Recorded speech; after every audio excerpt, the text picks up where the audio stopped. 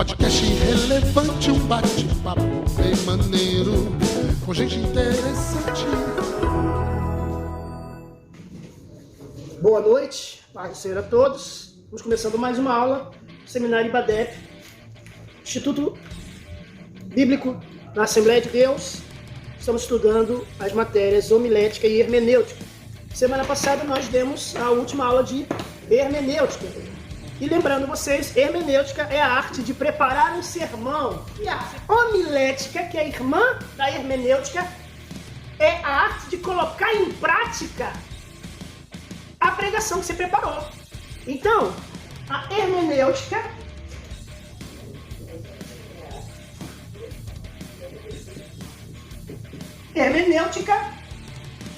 né?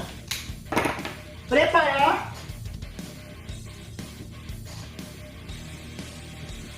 uma pregação,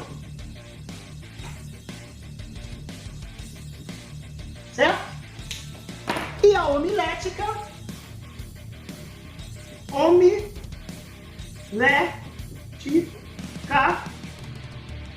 é a arte de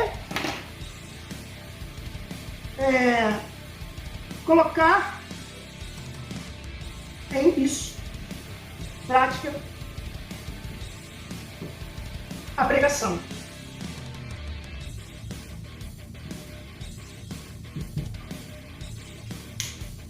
Certo? Homilética e a hermenêutica.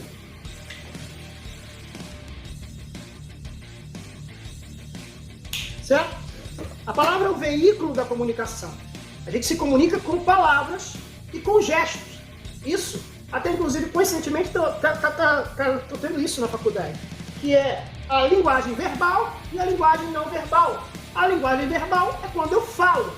A linguagem não verbal é quando eu não falo, mas eu faço através de gestos, através de símbolos, através de figuras, de imagens, não é?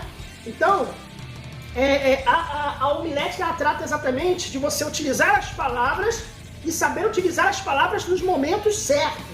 Diz o seguinte: é o veículo de comunicação que Deus deu ao ser humano. Ela pode ser expressada por sinais corporais,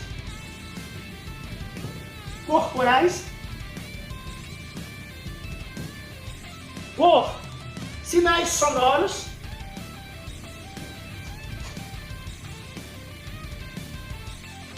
que é a fala, sinais gráficos,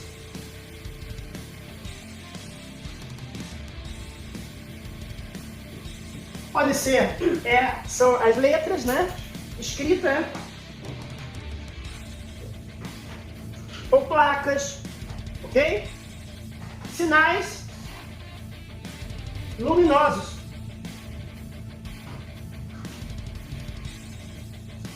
Por exemplo, sinal de trânsito, pare, siga, setas, símbolos luminosos da rua, tá? Vou botar aqui sinais.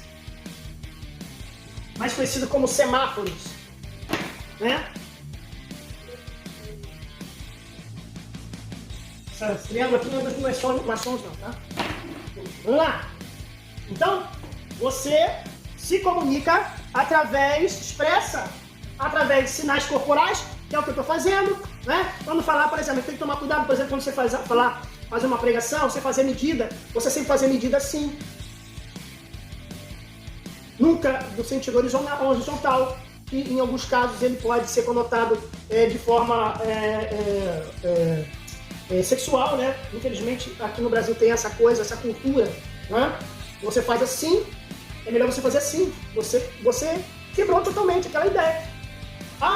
Era desse tamanho, tá? Então, esse aqui, ó, sinal corporal. Se você mudar o sinal, as pessoas podem conotar outros símbolos também, né? Eu estou falando aqui para alunos do seminário, então estou falando para adultos, sem nenhuma conotação cômica, né? E nem desrespeitosa. Você vai fazer o sinal do triângulo para baixo, é também desrespeitoso, tá? É o símbolo do feminino, é um símbolo ofensivo do feminino. Tomar muito cuidado com, por exemplo, deixar a mão assim. Tem muita gente que faz isso, tem muita gente que faz isso aqui. É verdade. Tem muita gente que faz isso aqui. Várias vezes a gente já viu fotos, né? De pessoas assim, ó. O cara tirou a foto, a pessoa tava assim. Isso aqui é o sinal do satanismo. Sinal do satanismo. É diferente disso. Perdão. Sinal do satanismo. Esse aqui. Esse aqui é Hang Loose, desculpa. Esse aqui é do surf. Esse aqui é do satanismo, desculpa. Porque tem um sinal. Esse é o Hang Loose, Hang Loose, Então, Obrigado, porque irmão. tem um sinal também que é retificado em libras. Sim, tem de Libras. Mas eu Eu não não tento. lembro se é assim ou assim. Pois é. Então a gente tem que tomar cuidado com o que a gente faz, os sinais. A gente não sabe. Eu não sei se eu falei com vocês, a questão de sinal, e você tem sinais sonoros, que é a fala, né? Quando você fala, sinais gráficos, que é a escrita, e aqui o sinal gráfico não é só letra, não é só palavras. Podem ser símbolos que você cria, símbolos que você coloca e você não sabe. Existe uma aula que eu dou de simbologia, que é muito importante, que é você tomar cuidado com os símbolos que às vezes você não sabe, mas são símbolos que representam homossexualidade, representam satanismo. Por exemplo, recentemente eu vi um cantor, já falei isso pra vocês aqui, o cantor, que ele era evangélico, fez um sucesso no Raul Gil, agora virou um travesti e tal, cantando um vestido de travesti e tal. E aí, do lado da foto dele, eu vi um símbolo, e aí eu peguei... Ah, tá, ótimo. O que é? Eu te amo. Aí, ó, eu te amo. Isso aqui é eu te amo no símbolo da Libra, né? Que é símbolo do surdo e mudo, né? Então esse garoto, ele tava com um símbolo do lado dele, que era fazer parte da campanha publicitária do novo símbolo dele. Aí eu peguei aquela figura, separei e mandei pesquisar na internet. Aquilo ali chamava-se selo de Lúcifer. Um símbolo do satanismo. Não sei, só sei que estava na foto dele. Selo de Lúcifer. Aquela foto, aquele programa, aplicativo que eu usei para procurar, me levou para uma página satanista, que vende camisas. Satã, meu rei, Satã não é tão mal assim. Então a gente tem que tomar cuidado com os símbolos. Os símbolos, eles transmitem uma mensagem, tá? Símbolos gráficos, escrita ou figuras ou imagens. Símbolos luminosos, sinais. Por exemplo, esse símbolo aqui. Quem sabe o que é esse símbolo aqui? Você? Esse símbolo aqui é de um filme. Era usado no filme Jornada nas Estrelas, né? Tinha o Sr. Spock, então tinha a orelhinha pontada assim, ele falava assim, quando ele se cumprimentava, as pessoas falavam, vida longa e próspera. Aí, se você for pesquisar, esse símbolo aqui é o símbolo judaico, do povo judeu. Tá vendo? Interessante, não é nem satânico. Ele usava no filme, e nem todo mundo consegue fazer isso, né? Tem gente que tem dificuldade, às vezes faz assim, não consegue, né? Mas é um símbolo que você faz. Ele virou um símbolo da cultura pop. Um símbolo de quem gosta da cultura pop, né? Mas ele significa paz em hebraico. Ele é da língua, ele faz o formato de uma palavra, uma letra em hebraico. Então às vezes a gente não sabe o que os símbolos querem dizer, né? E símbolos luminosos são os sinais de trânsito. De todas essas expressões, a mais empregada do evangelho é a palavra pregada, é a pregação. Ela pode ser analisada em 4 aspectos, a palavra. Quais são os 4 aspectos? Está aí na apostila, página 75. Biológico. Aspecto biológico, psíquico, social e espiritual. Bio, corpo, tá? Psico, alma, social, sociedade, viver em sociedade, governamental, grupo de pessoas. E no caso, aqui, é tratado pela psicologia. Aqui é o âmbito teológico, que a psicologia não trata. A psicologia, ela trata desses 3 aqui, ela analisa esses 3 aqui. Ela não analisa isso. Quando você chega na teologia, ela pega e abrange o espiritual. Tá? Então ela atinge a mensagem ou a palavra que você pregar, ela vai ter efeito nesses ambientes, ok? Isto é, você vai pregar, você vai obter alguma reação quando você está numa igreja pentecostal, a pessoa às vezes vibra, bate palma, pula, salta, está sentado na sua cadeira e está ali vibrando a mensagem, você está mexendo com o seu corpo ali, você aplaude, você levanta a mão dizendo glória a Deus, dependendo da pregação, você está reagindo com ela. Biologicamente, também a questão do seu corpo, também a emoção que o seu corpo também corresponde, às vezes se arrepia, né? Ele é biológico, tudo que é biológico. Psíquico é o seu sentimento, como é que você está sentindo, você está ouvindo uma mensagem, qual é o efeito que a mensagem está fazendo na sua vida. Você chora, você ri, você fica com raiva, você lembra das coisas, então é só um efeito. Social é o efeito que aquela mensagem ou aquela palavra que está sendo pregada vai fazer na sociedade, transforma o homem, o cara que fumava, ou o cara que traía a mulher, ou o grupo que vivia brigando, né? Aí, vai mexer. Espiritual principal, que é, quando você traz uma mensagem, ela vai ter um efeito espiritual na vida das pessoas. Então, vamos lá. Página 76. Origem da conversa. Etimologicamente, a palavra conversa vem do latim conversatio. Os gregos davam à conversa o nome de homilia, de onde veio o termo homilética. Os romanos chamavam de sermones, de onde veio a palavra sermão. Então, a conversa ela é importante, isto é, o poder falar, expressar, ela é importante para haver uma coisa chamada comunicação, haver uma coisa chamada mensagem.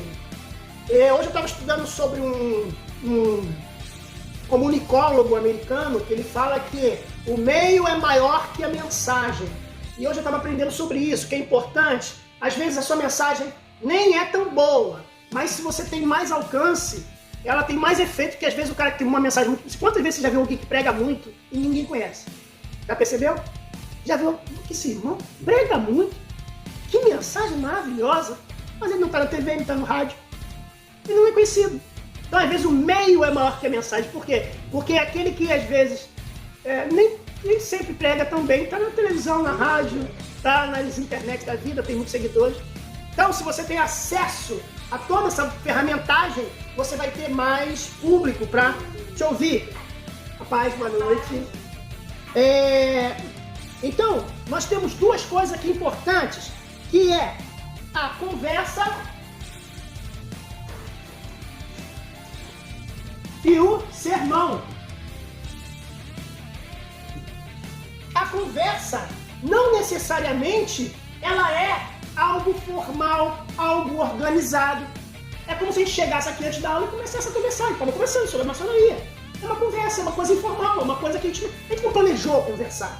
O sermão não. O sermão você sentou, você sabe o que você vai falar, você tem os tópicos do que você vai falar e aí você dá a sua palestra. Então, viu a diferença de conversa para sermão? Agora nós temos outra expressão que é o discurso.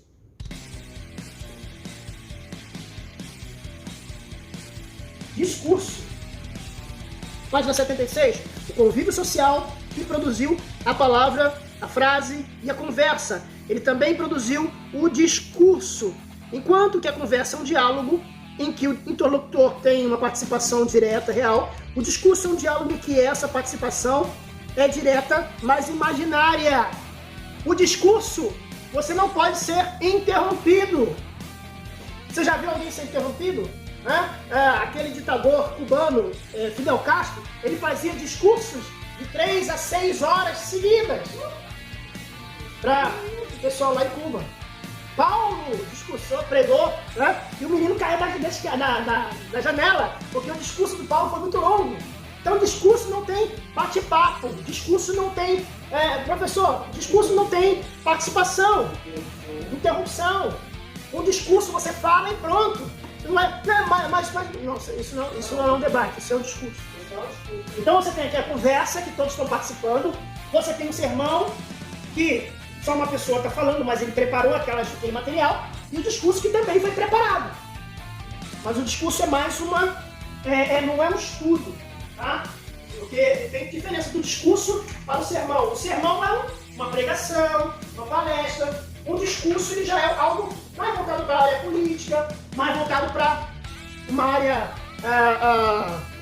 mais... usar a expressão acadêmica, né? Podemos imaginar, a página 77 lá em cima, podemos imaginar como o discurso surgiu no cenário da humanidade. E foi quando alguém, podemos usar como exemplo, um pai, um general, um rei, que teve que alterar a sua intensidade da voz para se comunicar com um grupo de pessoas. Então o discurso aqui mostra, é um rei, pode ser um general, tá vendo? Um pai, eu estou falando, você não me interrompa. Então o discurso tem também o quê? Um tom. Eu estou usando um tom de discurso, né? A pessoa tem que saber falar, não pode pregar assim, não pode dar aula assim. A pessoa dá uma aula assim, entendeu? Ela vai dar uma aula jogando. A minha mulher até fala que não, eu tô falando alto, mas eu já falo na rádio nesse tom. Eu chego em casa e quero falar com ela nesse tom. Ela, fala um pouco mais baixo, desce do palco. E aí eu tenho que baixar. Às vezes eu confundo, eu trabalho quase que 12, 13 horas discursando ou falando assim. Então às vezes a gente acostuma e acaba. Oi? No automático, exato. Então, para se comunicar com um grupo de pessoas, por essa razão, o discurso tem 2 marcas de identidade. A pessoa fala um grupo, olha aí, a pessoa fala um grupo, uma coletividade, e por causa disso, aquele que discursa tem que aumentar a intensidade e a tonalidade de voz. Assim, a altura da voz, evidentemente, teria que ser proporcional à distância que o orador tem do último ouvinte. E aí você estuda a questão chamada, eu estudei no seminário, uma coisa chamada projeção de voz.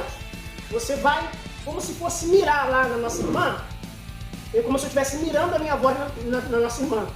Então, o meu objetivo é chegar a minha voz até a irmã. Vocês que estão longe dela vão receber a voz automaticamente. É uma mira virtual. Ela não sabe que eu estou mirando nela, mas eu sempre miro na última pessoa. Saber que a última pessoa, mesmo que esteja dormindo, não é no nosso caso aqui hoje não, tá? Ontem eu estava pregando e tinha um rapaz dormindo na minha pregação lá atrás. Então, para mim, eu tinha que chegar lá, alcançar lá. Tá? Então, a gente tem que tentar chegar lá, colocar nossa voz lá. A altura da voz teria que ser proporcional à distância do orador e o último ouvinte. Interessante, por exemplo, que Jesus, quando ele pregava no monte, ele pregava no barco para todo mundo que estava na praia, não foi? Jesus pregava em lugares que o som se expandia de forma orgânica. Então Jesus pregava no barco, o vento levava a voz dele até lá em cima, até a última pessoa na praia. Sem microfone. Multidão. Multidão. No monte ele pregava em local. Inclusive esse estudo eu aprendi com os testemunhos de Jeová. Eu lendo a revista Sentinela falou sobre isso. Um estudo científico que fizeram sobre a voz de Jesus, dizendo que Jesus era proposital, Jesus pregava no barco, o vento que vinha do mar para a praia, empurrava a voz dele. Interessantíssimo esse estudo que fizeram. O estudo do discurso. Nós temos aí várias expressões do discurso, tá? Vamos falar de 3 principais tópicos de um discurso. Vamos lá, qual é a primeira aí que tá aí? Oratória, gente. É muito importante, eu fiz um curso de oratória. Retórica, oratória e eloquência. Ok? Então, nós temos aqui a retórica. Temos aqui oratória e eloquência.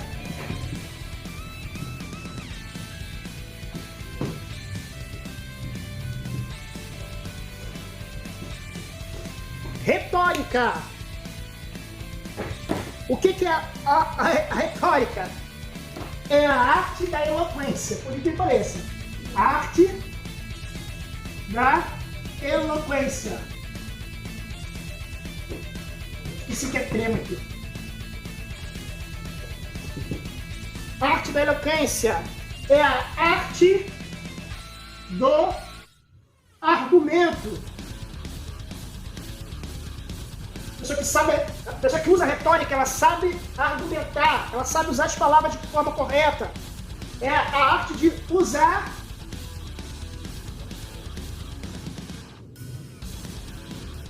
as palavras.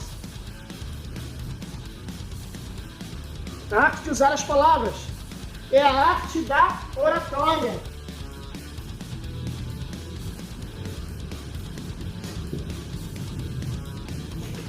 Aquela pessoa que tem uma retórica muito boa, isto é, aquele homem ali ele é muito eloquente, aquele homem ali ele é bom de argumento, aquele homem ali tem uma retórica muito boa, ele sabe usar as palavras, aquele homem ali ele sabe usar a oratória. Então, a retórica é isso aqui. Saber falar em público, convencer os ouvintes, passou a ser uma necessidade de ascensão social. E assim, os gregos passaram a se preocupar com o estudo da arte das técnicas em discursar. Então surgiu a retórica.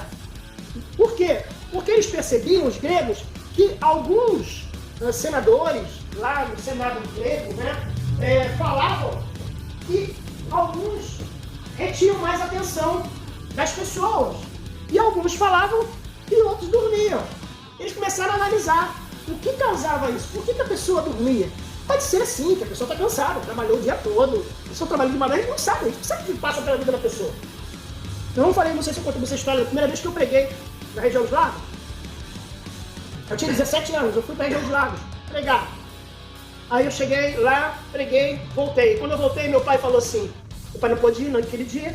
Eu falei, pai, voltei. Meu pai perguntou, como é que foi lá? Eu falei, foi bom. 3 pessoas dormiram a mensagem toda. Aí meu pai falou assim, isso acontece. Certamente as outras pessoas que estavam lá ouviram a sua mensagem. Eu falei, que outras pessoas? Só tinham 3? Só tinham eu e 3 pessoas. Isto é, eu preguei sozinho. Todo mundo dormiu na mensagem toda. Eu acho que a minha retórica não dava boa. Eu tinha 17 anos, gente. Eu era garoto. Então, ó, ao mesmo tempo, no mesmo local, quando a igreja já era em outro local, eu preguei e as televisões da região dos lagos todas saíram do ar. Só tem um detalhe. A minha voz e meu microfone foi para as televisões todas da região dos lagos. A minha pregação, o microfone sem fio, pegou o sistema sem fio, pegou a minha voz e jogou para todas as televisões da região dos lagos. Deus é fiel. Eu preguei a minha mensagem toda. Quando terminou a minha mensagem, a televisão voltou. É porque todo dia que eu vi. Isso foi um milagre. Milagre mesmo. Terminei de pregar, o menino chegou, entrou correndo na igreja. Eu fiquei pensando, mas não está passando mal. Falou assim, olha, as televisões todas desligaram não, ficaram fora do ar. E a voz do pastor, chama pastor, né? Chamado pastor. A voz do pastor saiu nas televisões todinha. Só saía a voz. Agora, não sei o que aconteceu, deixa eu falar, não queria aprender. Não queria descobrir o que foi. Mas eu essa época eu já tinha uma retórica um pouco melhor. Agora você imagina se eu fosse pregar como eu preguei na escola com 13 anos de idade. Porque Pedro e João foram pregar para o cego de Jericó. E aí o Pedro falou para o cego de Jericó, não tenho ouro nem prata, mas o que eu tenho te dou, levanta-te e anda. E o cego andou. Já viu o cego andar?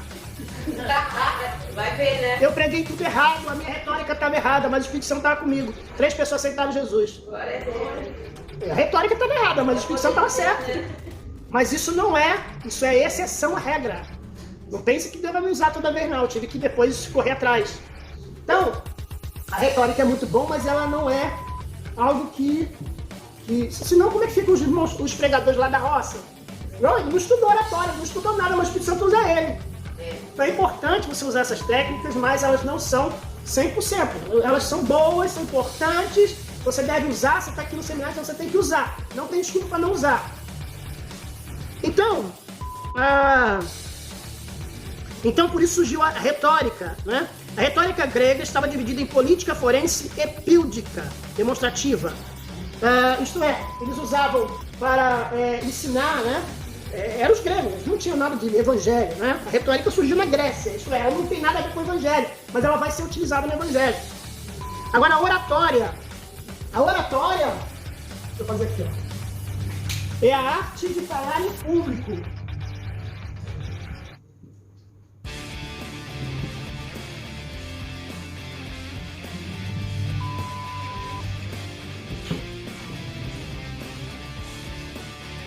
Melhorar minha retórica para poder executar minha oratória. Isso. Porque eu não tenho vergonha de falar em público. Não tem vergonha. Mas a oratória. Você tem que treinar. A retórica. Isso, a retórica. Você tem que treinar. Como é que eu treino? Em frente ao espelho. Já estou conformado com a minha cara feia mesmo, então vou lá e pá! Aí eu começo a pregar. Ou então assisto minhas pregações e faço autocríticas. Uma coisa que eu parei de fazer, que eu fazia muito, era ficar com a cabeça assim. Eu fazia muito assim. Então, vendo muito eu mesmo pregando, eu mesmo chamei atenção de mim mesmo, eu mesmo me converti em mim mesmo, pedi perdão a mim mesmo e acertei em mim mesmo. Então hoje eu acho que eu não fico igual assim, né? Vocês nunca perceberam. Mas se você ver minhas pregações há 5, 10 anos atrás, eu fazia assim, ficava muito no pescoço assim. Hoje eu já tenho mais, já procuro mais a postura. E outra coisa que eu fazia muito antigamente era andar muito no púlpito. Hoje eu não ando tanto, eu fico mais parado, até por causa da aula. Por exemplo, aqui, ó. Eu já fiz uma marcação aqui pra não ficar andando muito. Eu sei que aqui, vocês nem percebem. Hoje eu fiz mais nítido, né? Vocês não perceberam, mas às vezes eu venho aqui e faço um fundinho aqui, ó. Vocês não sabem. Então eu não ultrapasso aqui. Mas não sabia o que era. Ele sempre faz isso aí. Mas não sabia o que era. Olha, bela sacada. Calma aí, não é. Veja que não é nenhuma simpatia não, tá, gente? Pula 3 vezes pra trás. Deixa eu fazer uma pergunta. Faça. Não tem nada de errado. Exatamente. Só é cansativo. Cada um tem o seu jeito. Mas eu, com o tempo fui me educando, não é que o outro não é educado. Eu fui. Cada um tem o seu jeito, mas com o tempo a própria pessoa chega à conclusão que isso não faz muita diferença na pregação dela. Acho que é mais confortável para eles, né? Cansa menos. Eu já dei aula, vou dar um pause aqui, no sentido de que a sua mensagem, o seu discurso vai ter atenção ou não. No último caso, o cara vai dormir mesmo porque ele tá cansado. Não é porque a sua pregação tá chata. Tá? E outra coisa que é importante, antes de falar em público, outra coisa, falar de forma que seja clara e objetiva. Não adianta você falar com palavras difíceis, rebuscadas, né? Assodada, né? Você está sendo muito assodado. E aí o cara, o que é isso? Eu sou peremptoriamente contra. O que é isso, irmão? Peremptório. Falando como clara. Não é ficar usando palavra difícil só para dizer que sabe falar. Assodado é aquele cara que ele é apressado. Peremptoriamente é quando você quer falar uma coisa com certeza. Então você fala, estou falando peremptoriamente. Mas para que eu vou usar essa palavra? Só para o quê? Só para chamar a atenção do pastor. Só para chamar a atenção das pessoas que sabem falar difícil. Né? Então a gente tem que tomar muito cuidado. Não que seja proibido de você usar uma palavra. Eu, por exemplo, quando eu uso uma palavra difícil, eu procuro sempre usar a palavra e explicar a palavra. Por simplesmente falar, não é legal. Tem até um amigo meu, professor também, de seminário, que ele fala, Alexandre, eu falo as palavras difíceis para que o aluno pesquise em casa. Eu falei, mas você fala para ele pesquisar? Ele não, ele pesquisa. Eu falei, então você está sendo, nesse momento, um professor bem relaxado. Eu falei para ele, exatamente isso. Você tem que falar com a pessoa. Vocês sabem o que é isso? Nós estamos tendo o mundo. Aí você já está ajudando um pouquinho. Né? Mas eu prefiro falar para a pessoa o significado das palavras. E outra coisa, clara e objetiva e de forma organizada. Às vezes a pessoa fala algo e não está de forma organizada, isto é, não tem uma sequência correta, é tudo confuso, a pessoa fala confuso. É igual aquele personagem da escolinha do professor Raimundo, né? Pô, você parece que não sei?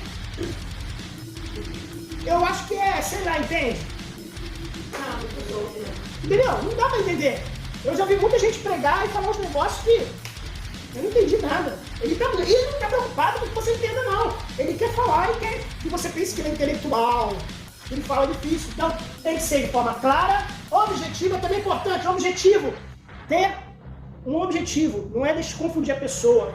Olha, eu quero falar de Jesus, o que eu tenho que fazer? Falar de Jesus, fazer a pessoa entender que ela é pecadora, fazer a pessoa entender que ela tem que se arrepender, fazer a pessoa entender que ela tem que confessar Jesus. Tem que ser objetivo. Claro, tá claro, meu irmão? Tá claro o que eu disse? Não, eu não entendi. Então eu vou te explicar mais uma vez, não tem problema. Clara, objetiva e organizada. Sem bagunça. Eloquência. Essa é uma fase já mais difícil, porque a eloquência é para quem já buscou academicamente, às vezes nem academicamente, ele não buscou na faculdade, mas ele estudou em livros, ele pesquisou, ele já tem uma experiência, já é uma fase que o cara, eu não sou eloquente. Esse professor, meu amigo, ele é eloquente. Ele é um cara ferão. Você conversa com ele, tem que conversar com o dicionário pra ele. Tanto é que às vezes ele fazia parte do podcast, eu falava pra ele, falava assim, ó, irmão, por favor, quando falar certas palavras, explica. Ou então, quando ele já estava sem paciência, eu mesmo falava assim, ó, o irmão quis dizer, isso eu tenho que explicar. Porque eles dizem que falava palavra difícil, porque você não entendia. Tem gente do Brasil todo naquele grupo. Aí vem, rapaz, gente simples. Tem professores também, tem doutores, tem pessoas com mestrado, com doutorado, mas tem pessoas simples, lá do interior do Ceará. Se ele falar eloquente, ele vai falar assim, isso se come com o quê? Doce ou salgado? Então, a eloquência está aqui, ó, página 78. Ato ou efeito de se falar bem. Elegância das palavras. É um camarada que fala de forma elegante. Eloquência é a capacidade de atrair a atenção dos ouvintes, convencendo pelo uso da linguagem. O cara fala bonito, o cara fala em postura, eloquência das palavras. Não tinha aquele personagem Chico Anísio, o Alberto Roberto, era uma sátira dos atores do rádio que falavam Darastejentoro, né? O ator dos atores, o homem que fala direito, né? Tinha aquela coisa de impostar. Então, ser uma coisa de eloquência, ela é muito ligada a pessoas que estudam muito, que tentam falar bonito, que tentam falar sério. Rapaz, boa noite. Oi? O Michel Temer gosta disso. Fala aí, eu explico aí, né? Eu correndo aí, né? Realmente, ele fala mais ou menos assim, meio aberto, assim, a voz dele fala muito, um R completamente, né? Mais ou menos desse jeito. Então, e como era, e aí a gente agora vai ver, então é uma coisa que não vai caber aqui e não vai caber na tela, só vou escrever. Mas a eloquência, só vou escrever aqui uma coisa, um detalhe aqui, senão fica incompleto, que é falar bem, tá? Falar com elegância. Elegante. Ok? Isso tá aqui na apostila, tá? Página 77, 78. Vou apagar, tá? Infelizmente, eu tenho que ir pra próxima. Não, vou aqui, ó. Esse aqui precisa dar uma página, né?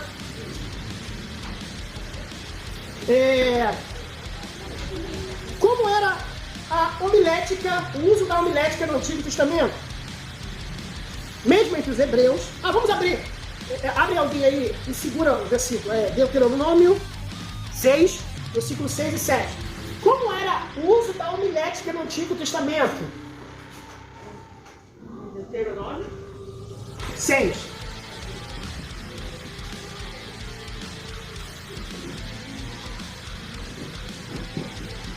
A homilética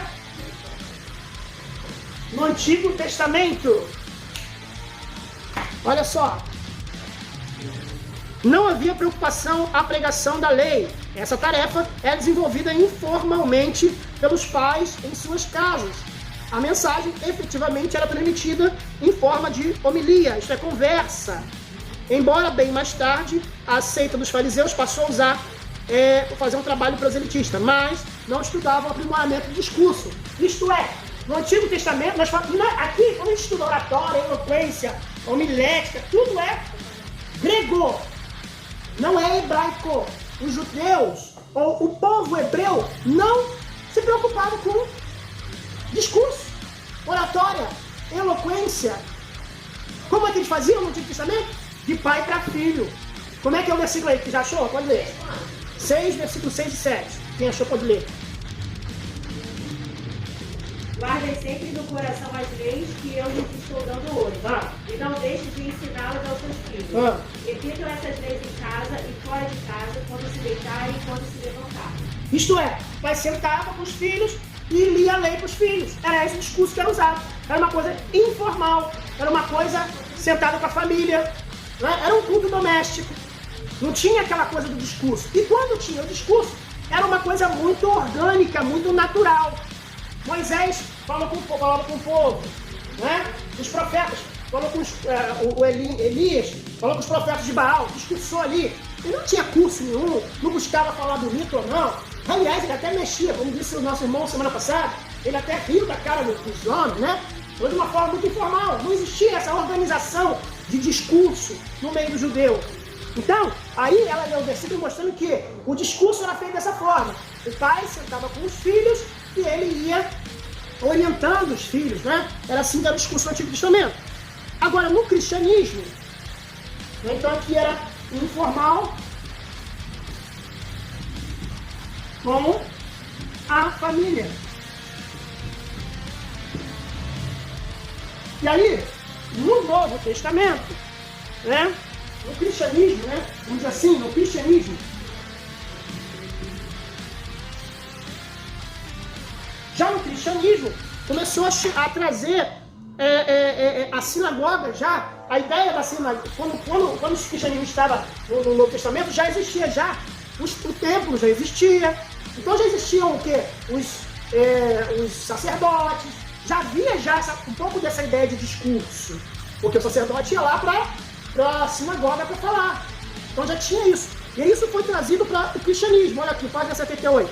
No início do cristianismo, segundo o exemplo da sinagoga, os cristãos se limitavam a ler as escrituras no culto e exortar o povo segundo as lições que podiam tirar do texto. Então o que eles faziam? Assim como Jesus fez, né? Jesus foi na sinagoga, leu o livro de Isaías e falou: hoje se cumpriu essa palavra. Foi? O Espírito do Senhor está sobre mim, ungiu. Ele leu, era feito assim. O discurso era assim, colocavam a lei na frente, liam a lei e comentavam rapidamente. Olha, o texto quis dizer isso. Mas não tinha essa coisa da retórica, de falar bonito, de colocar as palavras. Não. Olha, lemos isso, e aí Jesus até foi muito claro, foi muito rápido. Hoje se cumpriu essa palavra. Jesus quase não falou, não houve um discurso. Então era dessa forma que eles faziam. Aí você pode perceber que depois, no sermão de Pedro,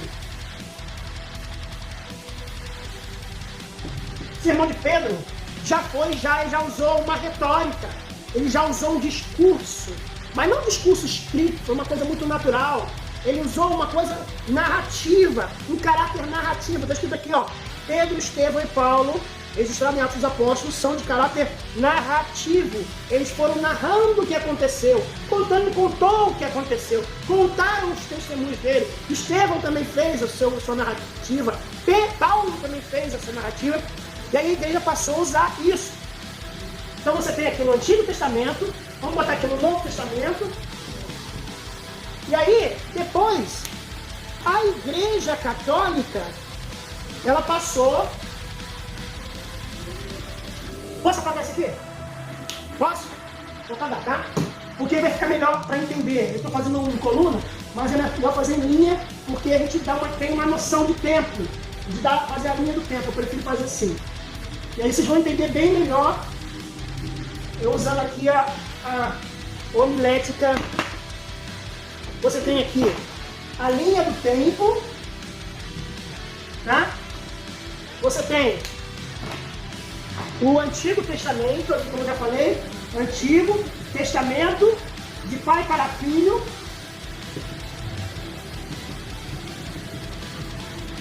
Você tem os pais passavam de pai para filho. Você tem o Novo Testamento. Aqui você tem profetas, você tem juízes, reis, você tem também discurso aqui. Mas eu quero fazer assim dividido. No Novo Testamento, você tem o quê? Os discípulos, Pedro, Paulo, Estevão. E você tem, depois que a Igreja Católica surgiu, você tem o quê? A homilética nasceu quando os pregadores cristãos começaram a estruturar as mensagens, procurando aprimorá-las com técnicas de retórica na igreja. Veja que aqui não existia técnica de retórica. Como eu falei para vocês, é algo muito orgânico. É algo muito natural. Já na Igreja Católica, vou botar aqui IC, de Igreja Católica, né? Você tem já técnicas de oratória.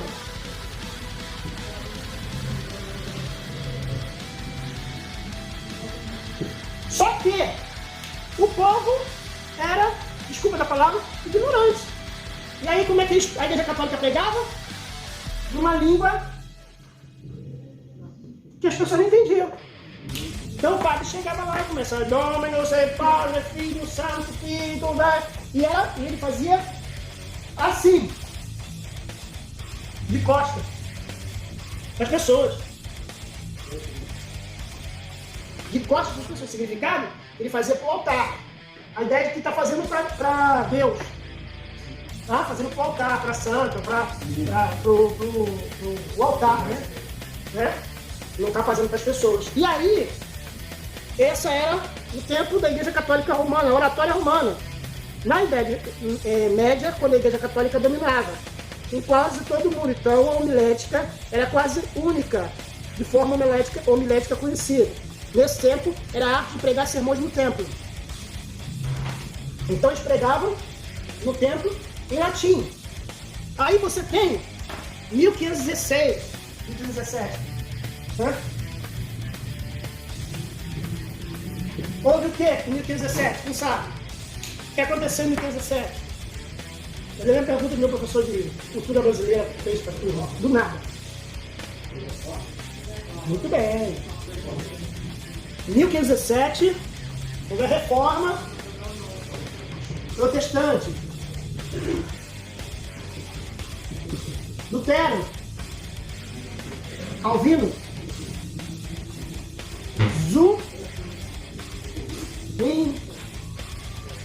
Zwingli, todos esses eram reformadores. Eles começaram a outro tipo de discurso, um discurso na língua do povo. O que o Lutero fez em 1517? Ele pegou e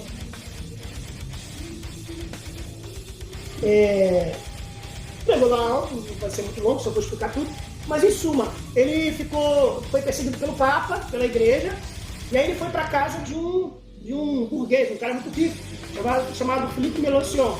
O Melanchthon escondeu ele no castelo dele.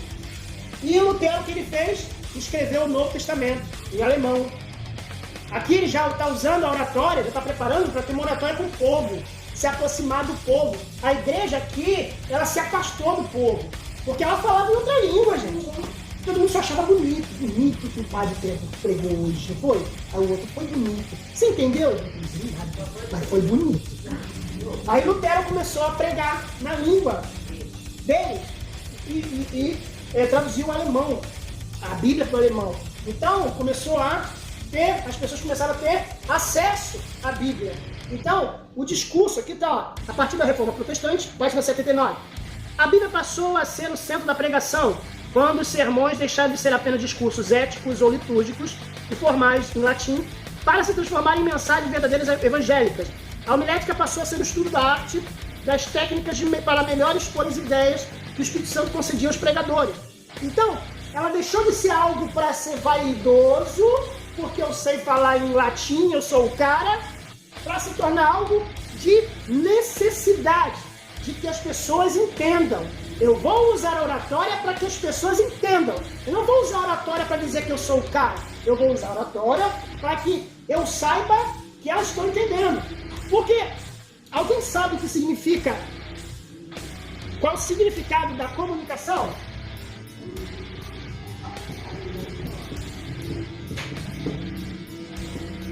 A comunicação só há quando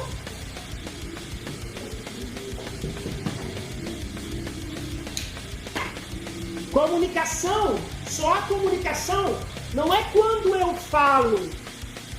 Só a comunicação quando vocês entendem.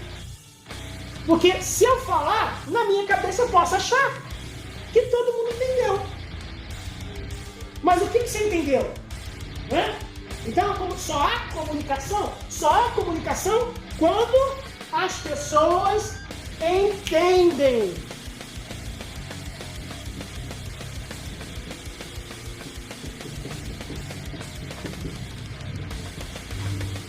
Só há comunicação quando você fala algo e você pergunta, entendeu? Ou você nem pergunta. Ou você sente que as pessoas entenderam. Por isso que eu me preocupo muito. Saber se vocês entenderam, entendeu o que eu falei? Tá entendendo? Se tiver dúvida, pode perguntar, não tem problema. A comunicação. Pode ter dúvida, a comunicação. Eu estou entendendo, mas eu vou perguntar, vai entrar a comunicação aqui. De certa forma, sim. Não, na verdade é o seguinte. A comunicação quando a pessoa entende. Aí é outra comunicação. Quando tem dúvida, eu posso usar a técnica até a pessoa entender. Aí sim. Só há comunicação quando a pessoa entende. Se há dúvida é porque a pessoa não entendeu. Então não houve comunicação. Pode até chamar de meia comunicação. Ainda não está completo o processo. O processo só acontece quando a pessoa entende. Então a oratória, ela voltou ao seu uso correto nessa época, porque o Lutero tinha preocupação que as pessoas entendiam o que ele falava. O Calvino tinha preocupação de que as pessoas entendiam o que ele falava. O Zwinglio, ele tinha preocupação que a pessoa entendia o que ele falava. Eu estou falando algo, mas será que eles estão entendendo? Então é que essa preocupação é nobre. Não é o cara que sai falando. Não, eles que entendem, eles que procuram no dicionário. Fala, irmão. Zwinglio, é um Z. Desculpa, parece um L, né? Um L metido, deixa eu fazer um Z ali. Zwinglio, acho que é alemão. Lutero e demais reformadores, por valorizarem muito a pregação, olha, valorizar a pregação da palavra de Deus, levaram para dentro do templo, o púlpito. Não existia púlpito. E o púlpito ficava no canto, ou no meio. E ele ficava mais alto. Hoje a igreja tem o tablado, né? A pessoa sobe escadinha, tem o tablado, e tem o púlpitozinho. Naquela época não era assim. Como era? Vou fazer uma pergunta com vocês. Aqui é a igreja, né? Vou fazer aqui. Aqui é o corredor. As cadeiras ficam aqui, certo? E aqui, numa igreja convencional, o púlpito fica assim, né? Não fica assim? Na época da reforma, o púlpito ficava aqui em cima. Um lugar alto. O pregador subiu uma escada aqui para todo mundo ver. Para todo mundo ter atenção ali. Então, ele usou essa técnica. Hoje não. Isso aqui é outra técnica. Que é para aproximar o pregador das pessoas. Aqui tinha também um problema. Com o tempo começou a surgir um problema. A ideia de quê? Qual é o problema do púlpito ser um lugar alto? Não tá voando não, tá, gente? Ele era preso por colunas jônicas que prendia ele aqui, tinha um negócio assim. Essa altura aqui, era alto. Exatamente. Com o tempo, o pregador começou a achar que ele era melhor que as pessoas. Vocês aí embaixo e eu aqui em cima. Por isso que com o tempo, o púlpito foi descendo pra cá. Algumas igrejas nem tem palco. É no chão mesmo. Pra exatamente dar essa ideia. Então, o púlpito surgiu na igreja protestante. Hoje a igreja católica usa o púlpito. Outra coisa que a igreja católica usa, que foram os protestantes que criaram, quem sabe?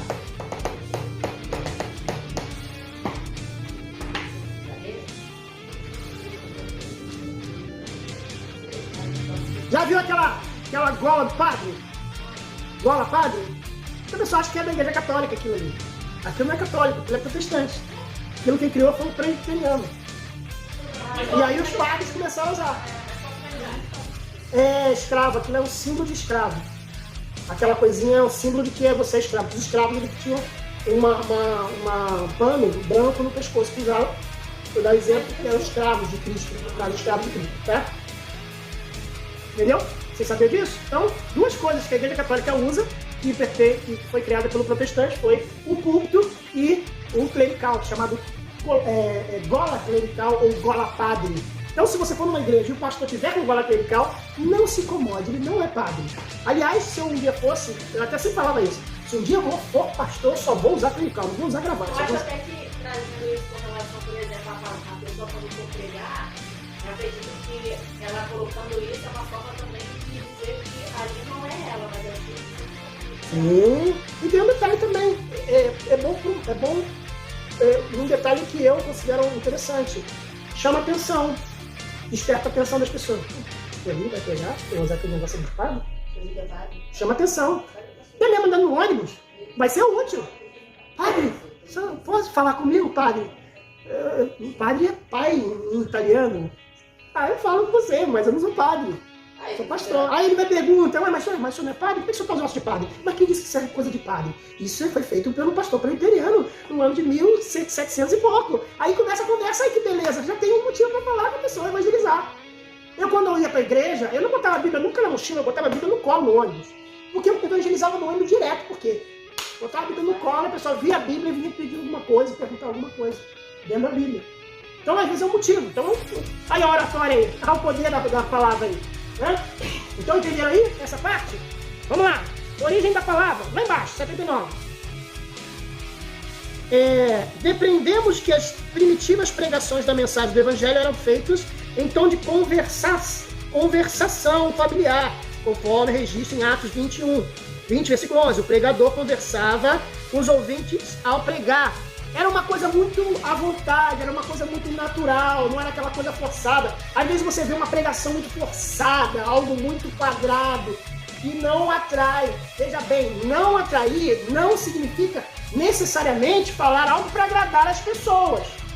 Porque tem gente que prega para agradar aquelas pessoas. Você pode pregar de uma forma simpática, falando a verdade. Ontem eu preguei de forma periptória.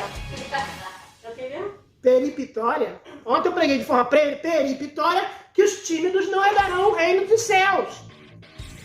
Que os tímidos são considerados, são alinhados e são vistos por Jesus como os mentirosos, os que se prostituem, com os ladrões, e todos eles vão para o lado do inferno, do fogo do inferno. Aquele que é tímido. Isto é, aquele que não quer se envolver. Isto é, aquele que não quer estar no projeto, não quer participar. O tímido é esse. O tímido não é aquele que é quieto, não. Tem gente que é quieto, naturalmente. Mas tem gente que é quieto, mas que se envolve. Então, o tímido, quando a Bíblia diz que os tímidos não herdarão o reino dos céus, não significa que ele não quer se envolver. Tem muito que é tímido, que é calado, mas que ele ajuda em alguma coisa. Mas o tímido, como a Bíblia diz, é aquele que não quer se envolver, não quer se meter. Então, a vaidade. Se eu falar, eu não quero sujar a minha imagem aqui. Então, ontem eu preguei, falei dessa coisa pesada, dizer que um tímido vai para o inferno de forma mansa, suave e com a retórica. Tá? Vamos lá. Problemas da homilética, página 80. A palavra de Deus diz que a fé vem pelo ouvir. Ouvir a pregação, a palavra de Deus. O problema não está na palavra de Deus, mas na sua proclamação, quando feita por pregadores que não admitem suas imperfeições homiléticas pessoais. Atualmente, as dificuldades mais comuns da pregação bíblica encontram-se nas seguintes áreas. Aí nós vamos ver alguns problemas que existem na hora da pregação. E aí, vocês podem lembrar de pregações que vocês talvez tenham visto, pregadores, pastores, conferencistas, missionários, missioneiros, e às vezes falam, não é? E aí você tem número 1, falta de preparo adequado do pregador. Ele não se prepara para falar. Ele, por exemplo, eu já vi pregador que pregava assim: a paz do Senhor, meus irmãos, eu estou muito feliz de estar com os irmãos aqui na igreja. O pastor me chamou para pregar aqui, então eu vim com muita alegria para pregar para os irmãos, amém, irmãos? Vamos abrir nossas Bíblias, irmãos, aqui no Salmo de número. Ele olha para cima. Não pode. É uma forma errada aqui, ó. Preparo inadequado. Tem que ter um preparo adequado, falta de preparo adequado. Ou então ele prega olhando só para uma pessoa. Você imagina a situação. Se for a mulher dele, tudo bem. Depende também do que vai pregar, né? Meu amor, vou pregar olhando pra você. Você é linda. Meu amor, vou pregar pra você, porque eu tenho vergonha de olhar pras pessoas. O pregador tem que olhar nos olhos das pessoas. Aquele que vai fazer uma oratória, ele tem que ter então tem que ter um preparo adequado. Pessoas. Por isso que eu digo, eu tenho visto. Pausa. Número 2. Falta de unidade corporal na prédica, na pregação. Isto é, ele prega.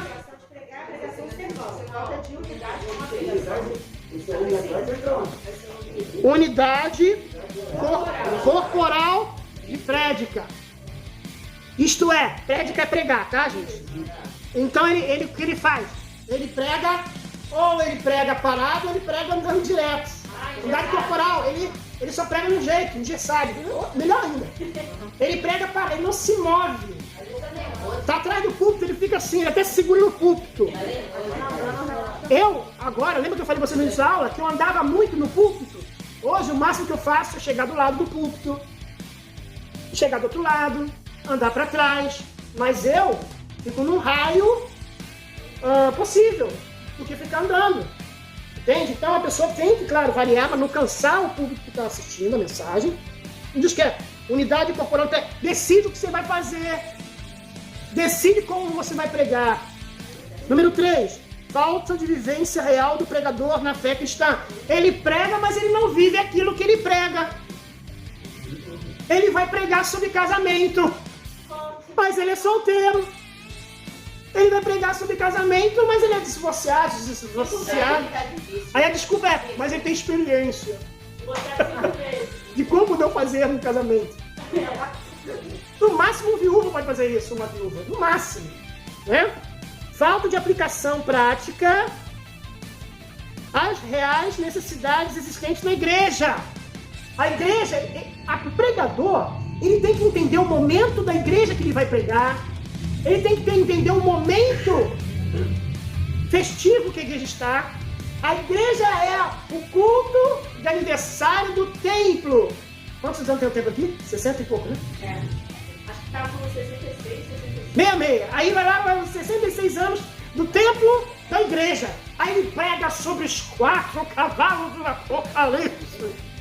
Dia do aniversário da igreja. E, gente, se preocupa com a idade não. Vamos preocupar aqui com 69. Vamos lá, não importa a idade. O que eu tô falando é o seguinte: é dia do aniversário da igreja, ele vai pregar sobre os 4 cavaleiros do Apocalipse. O que isso tem a ver? Tem nada a ver. Ontem eu preguei num culto chamado Culto Chave de Davi. O que eu preguei?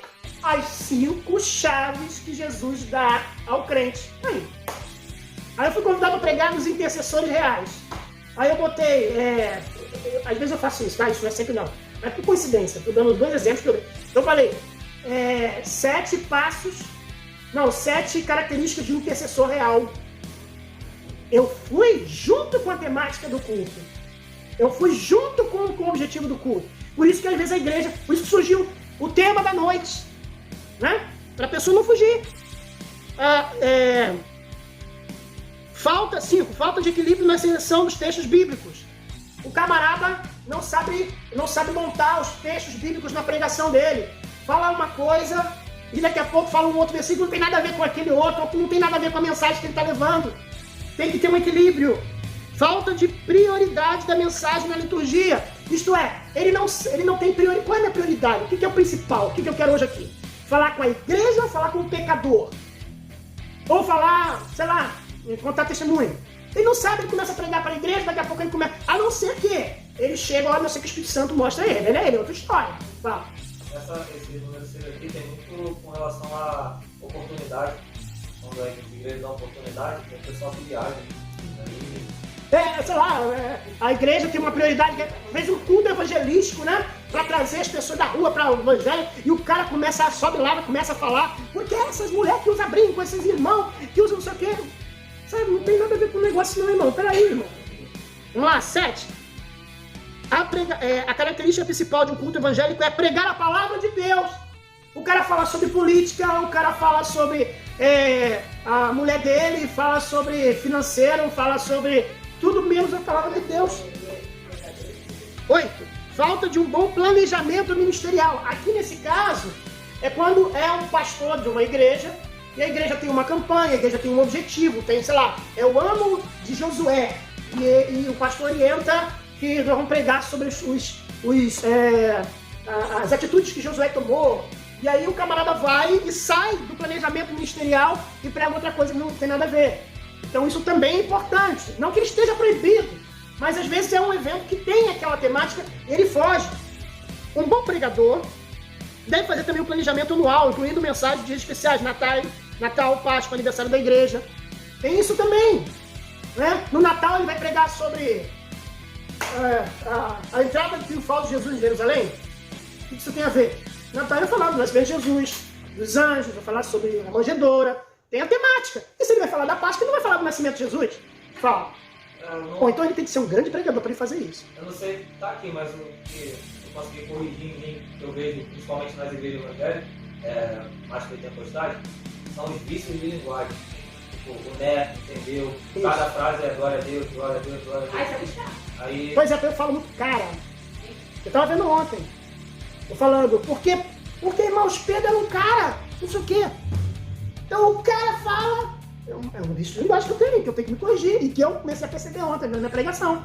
Com o tempo a gente vai aprender. Eu percebi quando eu pregava muito com os jovens e de repente pregando para a igreja, aí eu senti que... Sentiu uma diferença.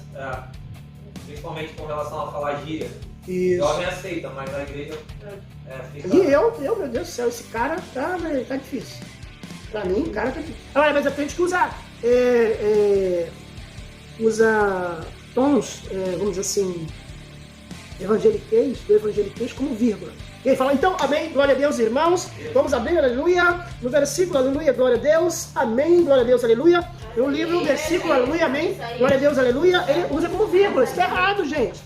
Sabe por quê? Porque ele não sabe o que ele vai falar. Ele tá enrolando.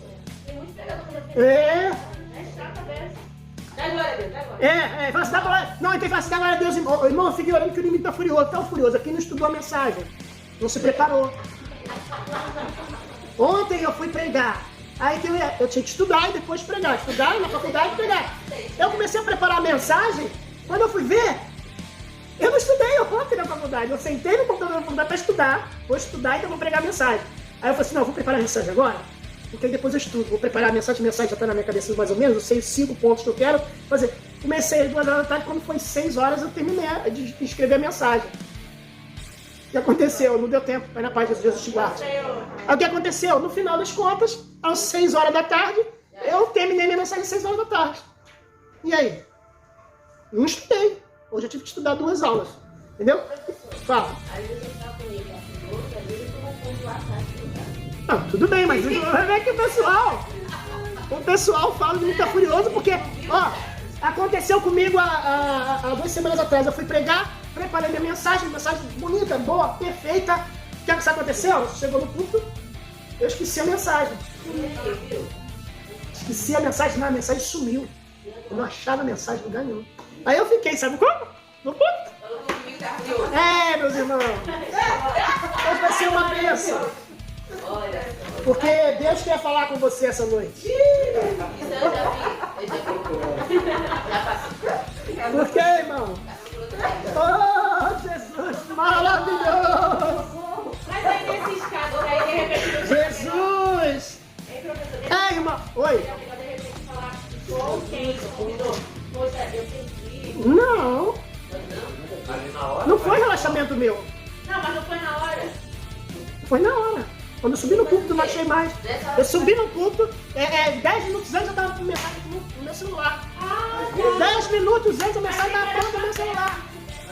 Quando eu subi no púlpito, eu não achava a mensagem no celular. Mas aí que ele matou a pau. É porque Deus não queria que eu pregasse essa mensagem. Até hoje não achei a mensagem. Também não falou, então. Sabe o que aconteceu? Aí eu comecei a folhear, eu comecei a orar no Espírito. Falei, Jesus amado, eu ensino homilética e estou nessa aqui. Senhor, mas eu preparei a mensagem. Eu separei a mensagem. Eu não lembrava nenhum tema da mensagem.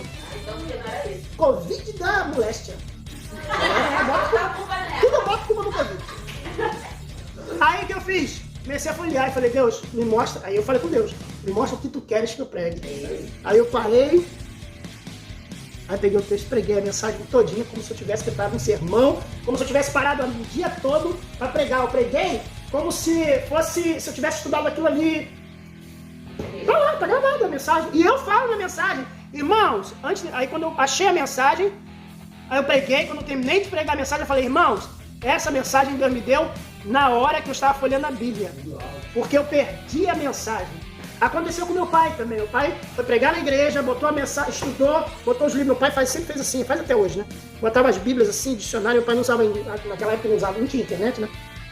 Dicionário, Bíblia, tudo. Preparou a mensagem, anotou no papel, botou no bolso do paletó, foi subir no púlpito, procura bolso número 1, bolso número 2, bolsinho aqui, bolsinho aqui, bolso aqui, bolso aqui, bolso aqui. Cada mensagem sumiu, aí pregou. Deus usou ele poderosamente, vidas se converteram. Quando ele terminou de pregar, botou a mão no bolso e aquela mensagem. Dá pra explicar isso? Rudine. Então, acontece isso, tá? Mas isso não é desculpa para você não preparar sua mensagem. E as características da homilética. existem 3 elementos no mínimo que participam de uma pregação. 3 personagens que participam de uma pregação. Calma que isso aqui não é maçonaria, tá? Já fiz o logo. Então você tem aqui uma setinha para cá. Você tem uma seta para cá. Ih, o professor é maçom. E uma setinha para cá. Não, essa aqui não, não é aqui não. Tá errado. Eu tô falando aqui, ó. Se tiver assim, não precisa estar aqui não.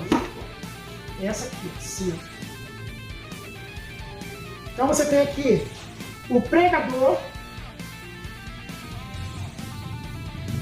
Você tem aqui Deus. Você tem aqui Jesus. E você tem aqui o ouvinte. Aqui só tem 3, né? Oi? Não, porque esse quarto aqui é um extra, é um brinde para vocês. O pregador coloca diante de Deus a mensagem que ele preparou para a igreja. Deus, essa é a mensagem que eu, através do seminário, através da escola dominical, através da leitura diária, através das experiências que eu tenho, Senhor, eu usei tudo isso que eu aprendi, Senhor. Senhor, está nas tuas mãos a minha mensagem, a minha pregação, ou a pregação que eu me propus trazer, não é minha, né? Mas que é coisa minha. A pregação. Deus, e aí Deus coloca, Jesus tem que estar no centro da sua mensagem. Jesus tem que estar envolvido com a sua mensagem. Mesmo que você pregue sobre a Arca de Noé. Quem é a nossa Arca da Salvação? Jesus. Jesus tem que ser o centro da sua mensagem. Tá? E aí você coloca para Deus, e Jesus te devolve, Jesus te dá a revelação da sua palavra, abençoa a sua palavra. E aí você vai passar para o ouvinte. Você não vai pregar e Deus vai passar para o ouvinte. O que no máximo Deus vai fazer vai ser o quê?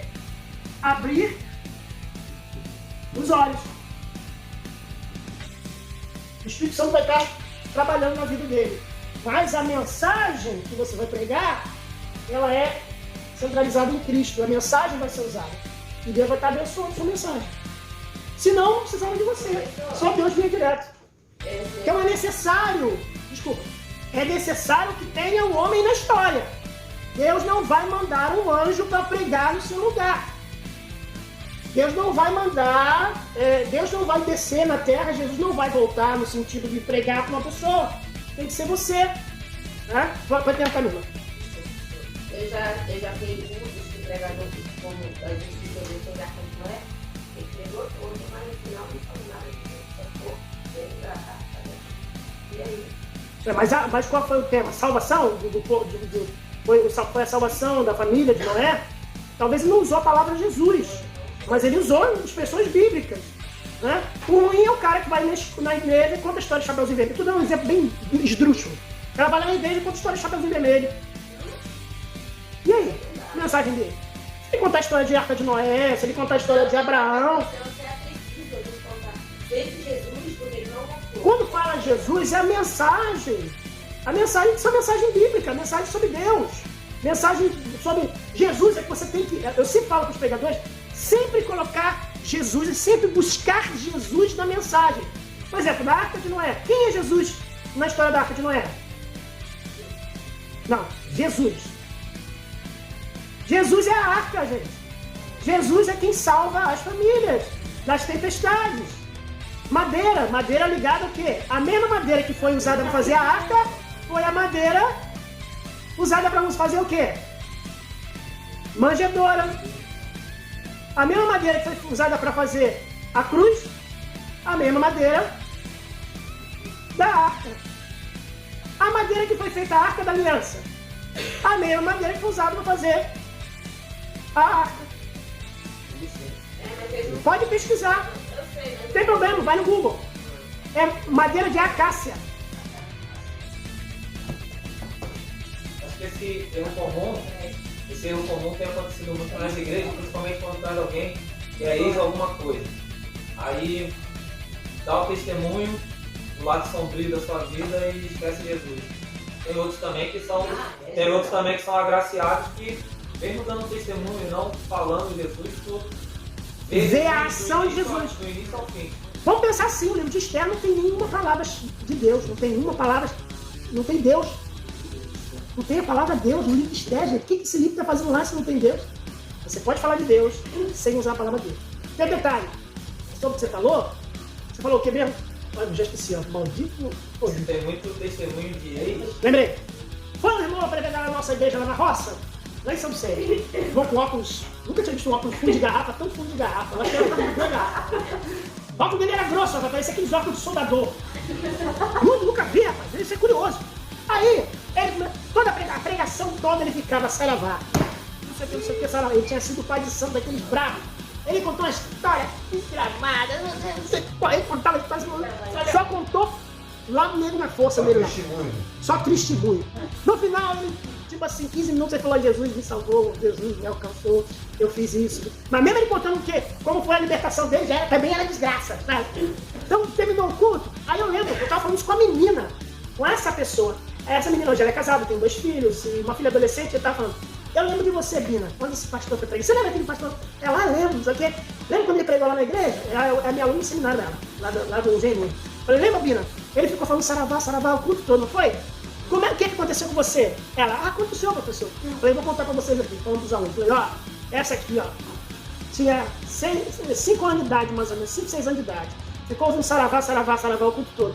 Aí terminou o culto, nós fomos pro quintal, pro terreiro, tava conversando todo mundo, ela tava brincando no terreiro assim. Aí o irmão mais velho dela, do meio lá, a mãe falou assim: ô Silvio, pega o frango aí, mata que nós vamos comer, fazer um frango com quiabo aí. Aí ele foi lá pegar o frango, aí pegou lá na galinha, parece que não tem nada a ver, mas olha só, parece que não tem nada a ver com a história, mas olha só.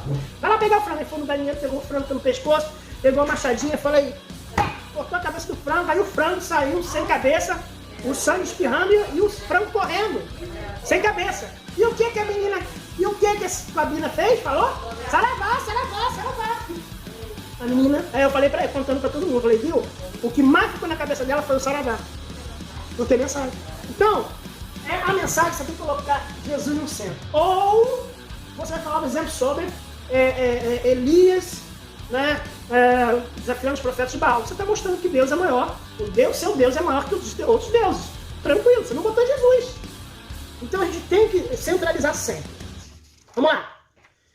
Página 82. A homilética desenvolve a arte da expressão. São que horas, gente? 9h15. Tá. A homilética desenvolve a arte da expressão. O pregador que se expressa mal é ouvido em desinteresse, porém que se expressa bem ouvido com prazer. Vou falar uma coisa aqui. Tá no meio aqui. Terceiro parágrafo. Gente, deixa eu falar uma coisa com vocês aqui. Eu vou falar sem nenhum tipo de vaidade, mas tem a ver com o que eu li. Vocês gostam de assistir as minhas aulas? Porque eu tento fazer o quê? Eu tento fazer com que a aula seja agradável. Eu estou fazendo essa pergunta não é para desenvolver nenhum tipo de vaidade, não. É porque justamente tem que a aula, a pregação tem que ser agradável. Não agradável no sentido de eu agradar a vocês, deixar de falar a verdade para agradar vocês, mas eu alcançar vocês. Então, às vezes eu sou meio teatral, às vezes eu brinco, eu falo uma piada. Hoje até é interessante. Então nós temos a voz, olha aqui, a arte da expressão constitui-se de vários aspectos, entre eles a quais? A voz, a técnica da oratória e o conhecimento da língua. Então, basta ter só voz? Tem muita gente que sabe falar. Aí fala, problema, craro, croves, bicicleta, a benção, deuso.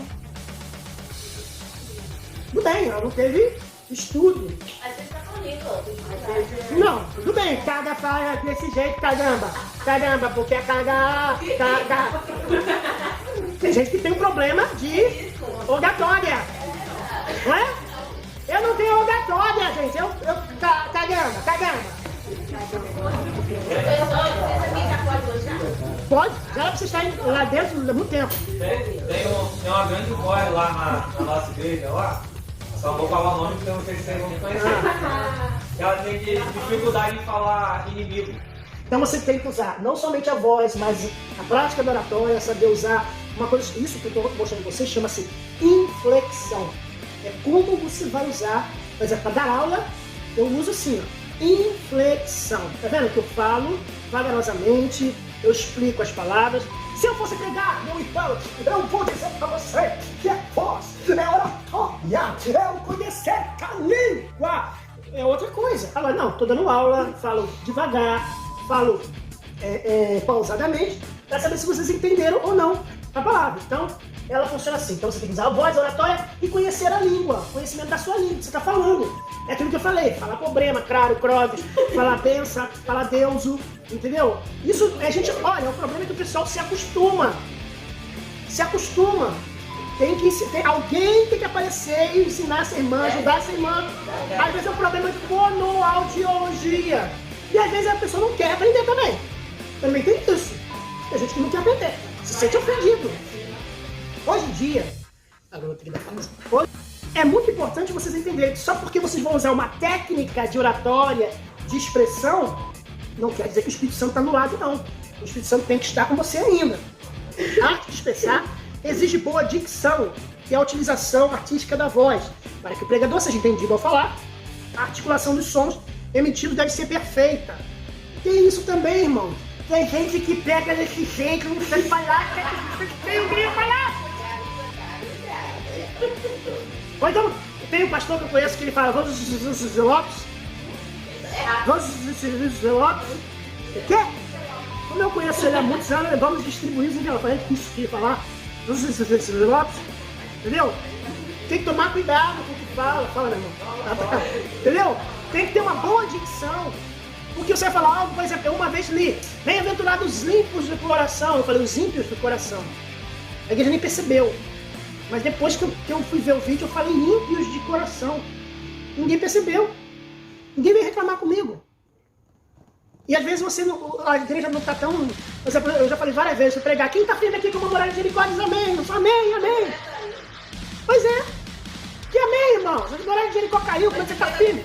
Porque a pessoa não presta atenção no que está dizendo, ela só quer dizer amém. Então tem que se fazer entendido. A homilética desenvolve o raciocínio. Sua prática ensina aquele que prega para comedir o ardor espiritual que faz estremer o coração. O pregador não deve deixar de ser motivado, página 83, lá em cima.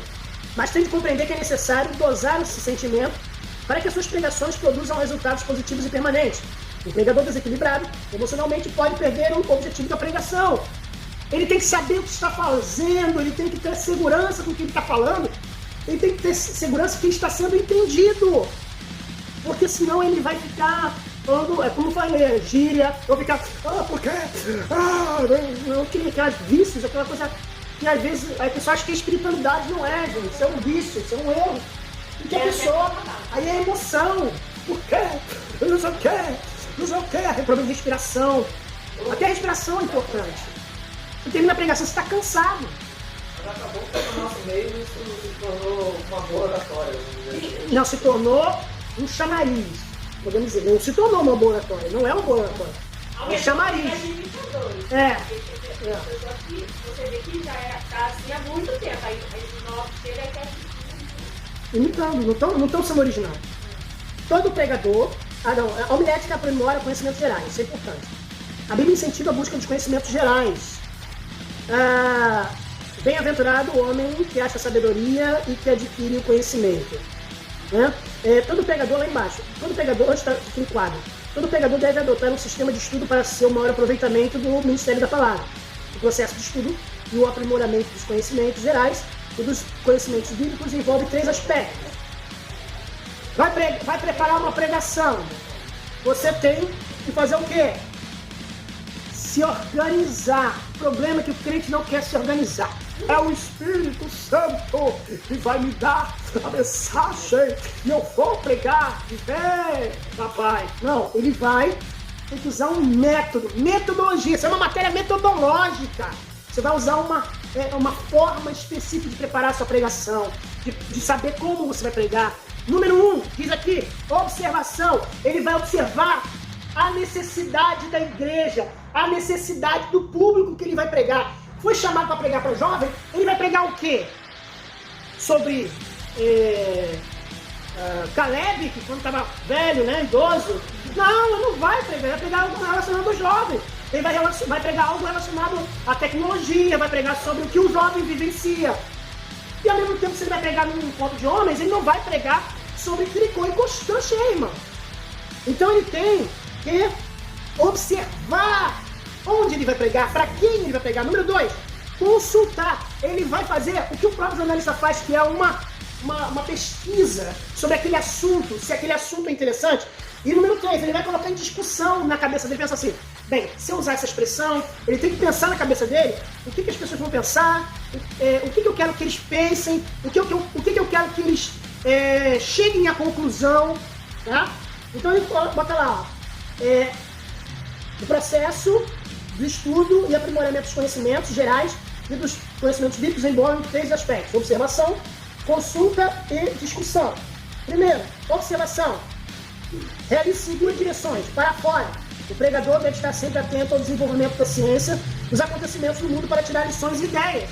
Hoje, por exemplo, o irmão botou lá no grupo lá do podcast, tá havendo muitos vulcões entrando em erupção, irmão Alexandre. O que o irmão acha disso? Aí eu, para responder ele, fiz uma pesquisa, e aí respondi ele para a pesquisa. Mais de 1.500 erupções tiveram no ano de 2021. Nem ele sabia.